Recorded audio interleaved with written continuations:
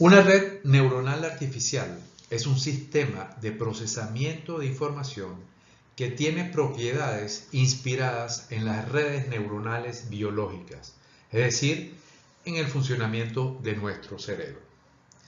El procesamiento de información ocurre en muchos elementos simples llamados neuronas. Las señales son transferidas entre neuronas a través de ciertos enlaces de conexión.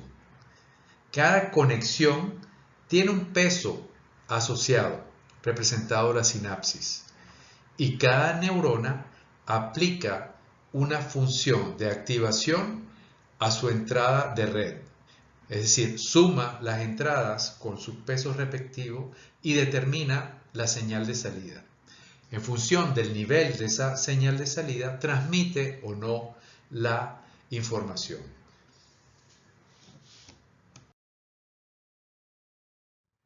El símil con la manera de procesar del cerebro humano es el siguiente.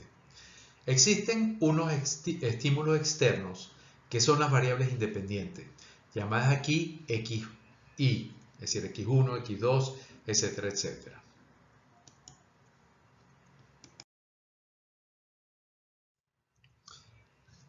Estas variables se multiplican por un peso asignado por el modelo llamado W sub I. Se suman todas las multiplicaciones XY por WI y esa sumatoria es la entrada a una función de activación. Esta función va a tener como salida un valor entre 0 y 1 y va a transmitir la información de salida a las siguientes neuronas solo si el valor de salida de la función de activación es superior a un valor predeterminado.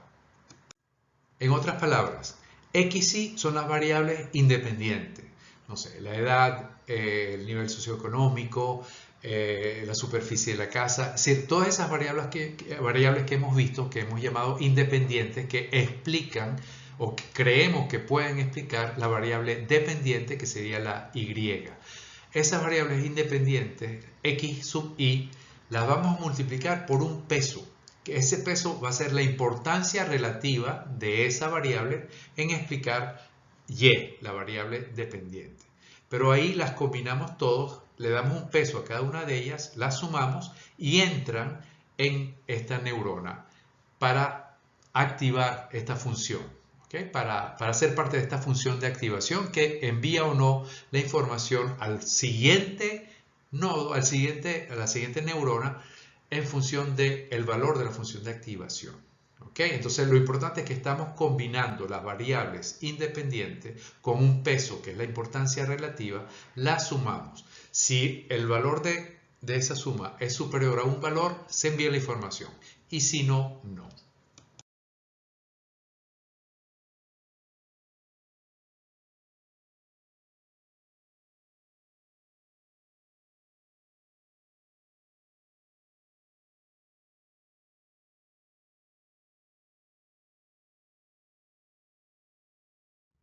Uno de los modelos de redes neuronales artificiales más utilizados es el perceptrón multicapas, como el que vemos ilustrado acá.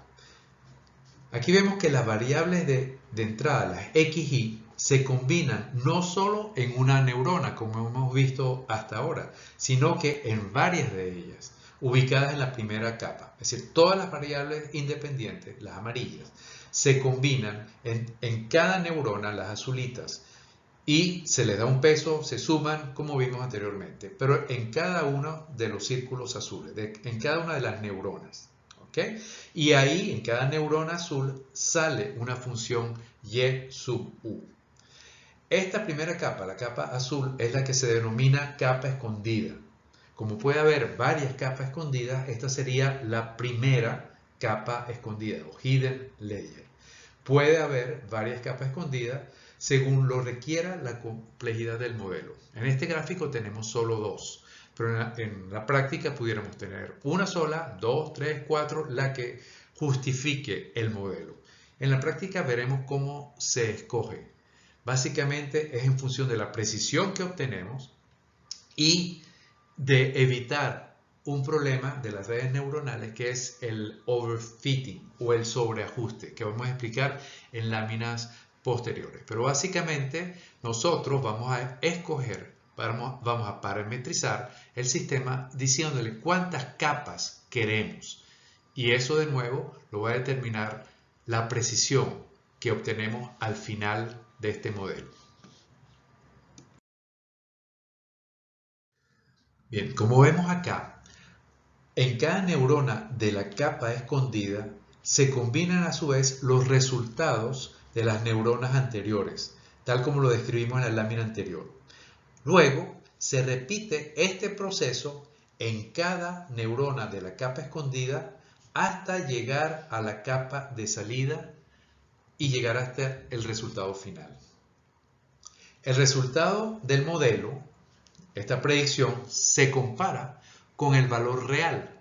Recuerden que tenemos conocimiento del valor real. Comparamos y en función de la diferencia del error, regresamos y corregimos los pesos iniciales y se repite el proceso y la idea es minimizar el error, llegar hasta algo que sea aceptable. Entonces, repitiendo el proceso, vemos que primero las variables de entrada, las capas de entrada, se combinan en cada neurona con un peso, ¿ok? En la capa escondida, en cada neurona de la capa escondida. De cada neurona sale a su vez una función y sub u. Esa se va a combinar también con otro peso, con las otras funciones de salida, y sub u si quieren, de la capa escondida número 1, en cada neurona de la capa escondida siguiente, en este caso de la número 2. Se le asigna un peso, se suman y se repite el proceso hasta llegar a la capa de salida. Ahí obtenemos un resultado. Tenemos las variables independientes al principio y tenemos la variable dependiente y comparamos esa predicción del modelo con el valor real. Esa diferencia nos da el error. Si es mayor a tal valor, se repite el proceso cambiando los pesos de manera a que ese error vaya bajando, según unos algoritmos que veremos después, que básicamente se llama el de gradient descent. Pero esto no es importante. La idea es que vamos minimizando el error repitiendo este ciclo.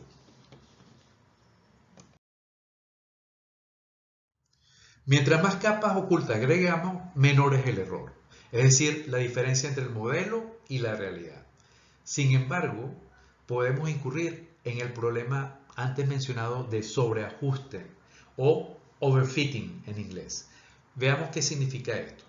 En este gráfico vemos en color naranja la curva de comportamiento de los valores reales. Asumamos que conocemos el comportamiento real de la variable dependiente, la que queremos explicar.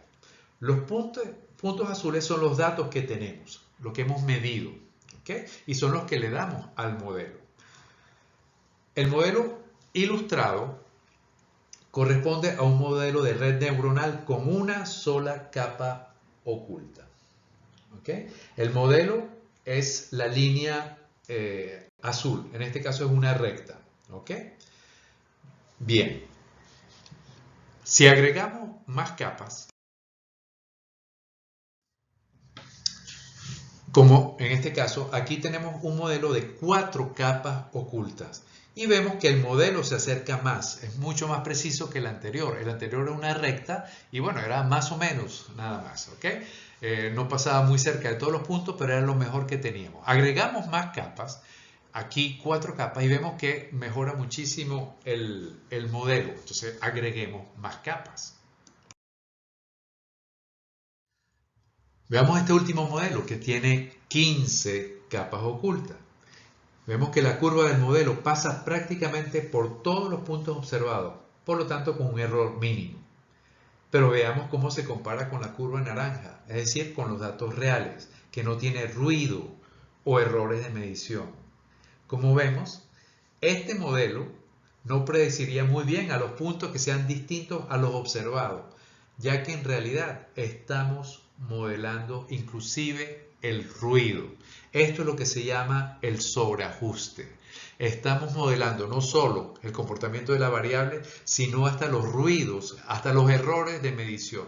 Y eso no lo queremos, no es deseable.